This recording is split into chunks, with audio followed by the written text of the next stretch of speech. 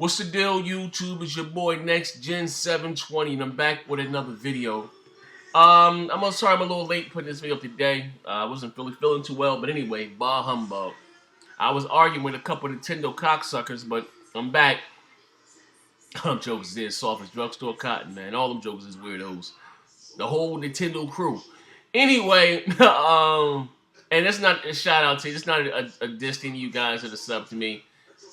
No, I don't consider y'all being a part of the Nintendo task force. Them weirdos know who they are. And I'm not even talking about Dr. Trey. But you know what I mean? Trey, my man. You know what I mean? But anyway, fuck all that.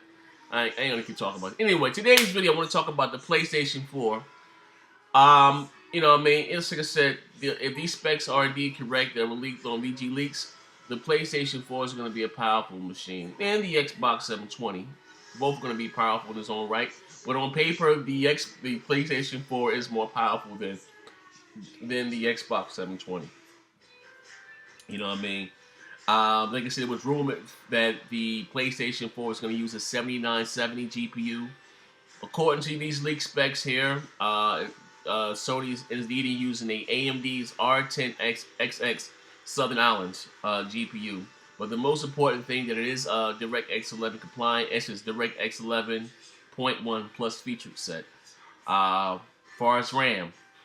Now here's the thing. Like I said, now we can talk about the CPU. Now the PlayStation 4 and the Xbox 8, Xbox Infinite, or Xbox 720 have identical CPUs. They both using 8 cores, AMD CPUs. Now you think 8, but they both are clocked at 1.6 gigahertz. You know what I mean? But what makes them, exactly the same, that they both are using the AMD's Jaguar technology. You know, when you think about 8-core CPU, you're thinking it's powerful.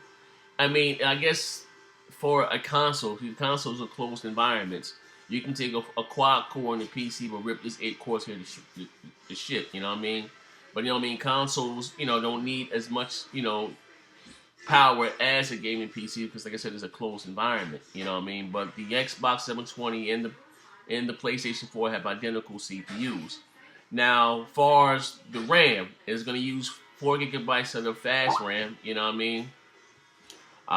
They said 3.5 of that is available for games, and 0.5 of that, I guess, is saved for the OS and whatever the case may be. Now, let's talk about peripherals. They're gonna use an evolved DualShock controller. So we get the new DualShock controller. It says a dual camera, whatever the hell that's supposed to mean, and a move controller. Since like Microsoft and Sony don't want to do away with this whole motion controller, leave that shit alone, man. Okay, me myself, I'm not too fond of motion controller. Never have been. Motion controller gaming, I think that shit just came and passed. You know what I mean? I believe in my heart of hearts, if Nintendo maybe wanted to do it all over again, I think they would went with something else. Besides this whole gimmicky thing with this whole tablet controller. You know what I mean? Maybe because they sacrificed their system, CPU and GPU, for the sake of this goddamn tablet controller. You know what I mean? But I guess it's not catching on the way that maybe Nintendo thought it may have cut on. You know what I mean? It's being real. You know what I mean?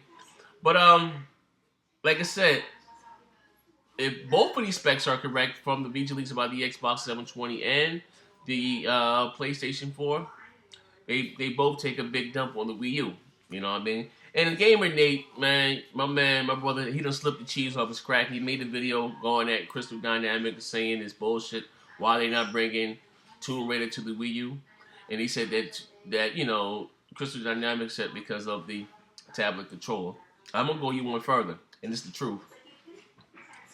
It's not. I won't say maybe. I'm not gonna say that maybe the tablet controller didn't have anything to do with it. But the real reason they're not bringing Tomb Raider and a lot of those third-party games to the Wii U, because of they don't feel in their heart they would sell. You take a game like Assassin's Creed 3, which is a far bigger franchise than Tomb Raider. Like, come on, it's being real. Over the last few years. And Assassin's Creed 3, which is a great game. I have it for the Wii U. It's over there. I have it for the Wii U. And it's sold less than, I think it's sold like 60,000 copies in North America. You know what I mean? A little less than 100,000 worldwide. You know what I mean? So why will Crystal Dynamics take a game like that and put it on the Wii U, and it would not sell? The same reason why EA didn't let them Crytek put Crysis 3 on the Wii U. Now is Crysis 3 is it a big yeah, what I mean, it's not a bigger game than Call of Duty.